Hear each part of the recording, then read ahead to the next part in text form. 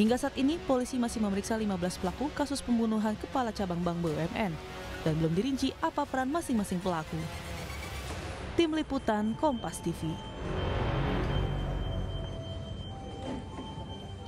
Untuk mengetahui penyidikan kasus penculikan dan pembunuhan Kepala Cabang Bank BUMN, kita terhubung dengan jurnalis Kompas TV, Fedriska Ananda, dan juru kamera Anggi, yang saat ini berada di Polda Metro Jaya, Jakarta.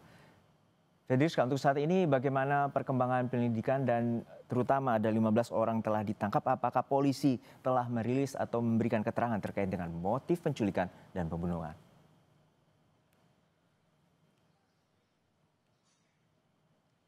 Ya, Juno, informasi sementara yang bisa dibagikan oleh kepolisian pada saat ini adalah berapa jumlah tersangka ataupun terduga pelaku yang sudah diamankan oleh polisi. Namun terkait dengan apa peran, siapa melakukan apa, ini belum dijelaskan. Namun yang jelas dari 5 terduga pelaku ini, polisi ini mengkategorikan peran dari masing-masing pelaku ini dalam 4 klaster. Yang pertama ini adalah klaster 1, yakni pelaku ataupun eksekutor penjemputan paksa, kemudian juga ada klaster kedua yang melakukan pembuntutan terhadap Kepala Cabang Bank BUMN ini, dan kemudian ketiga adalah klaster penganiayaan yang mengakibatkan meninggal dunia, dan juga yang keempat adalah klaster aktor intelektual. Nah, seperti yang kita ketahui juga kemarin dari Kabid Humas Polda Metro Jaya Ade Ari mengatakan bahwa polisi sudah mengamankan setidaknya 15 pelaku, yang mana terakhirnya ada 8 orang begitu yang kemudian diamankan pada hari Minggu lalu, sehingga memang sudah 15 orang yang saat ini diamankan oleh polisi. Namun polisi juga belum mengungkapkan terkait dengan sebetulnya apa motif, apakah terkait dengan resiko pekerjaan sebagai Kepala Cabang Bank BUMN atau seperti apa, ataupun motif dendam pribadi, ini masih belum dijelaskan oleh polisi. Oleh saat itu kita juga akan menanti begitu bagaimana kemudian polisi akan melakukan keterangan pers, tentu akan melakukan gelar perkara terlebih dahulu. Namun yang jelas sekarang polisi masih melakukan pendalaman terkait dengan peran masing-masing dari ke-15 orang yang sudah diamankan ini, Juno. Ya, Fedriska, saat ini ada 15 orang ditangkap, dan juga bagaimana keterkaitan dan juga informasi terkait dengan bayaran terhadap masing-masing peran yang telah dilakukan atau diduga dilakukan oleh aktor yang disebut oleh polisi pengusaha bimbel Dwi Hartono.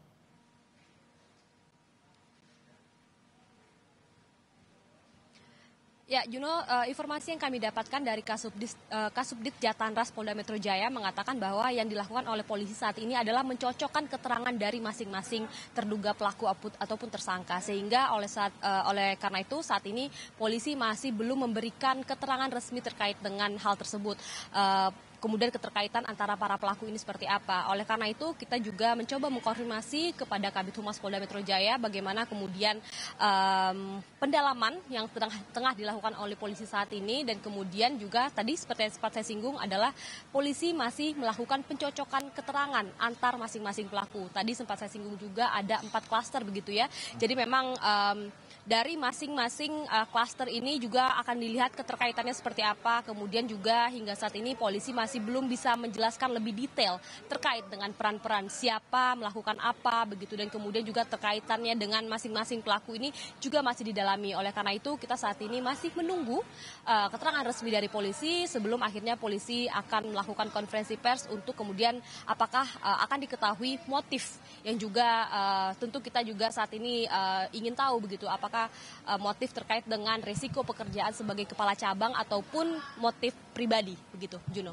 Baik, kita nantikan bagaimana pengusutan tuntas dari pihak kepolisian untuk menyelidiki dan menyidik terkait dengan kasus penculikan dan pembunuhan Kepala Cabang Bank BUMN. Terima kasih rekan Fedriska Ananda dan juga Anggi dari Polda Metro Jaya, Jakarta.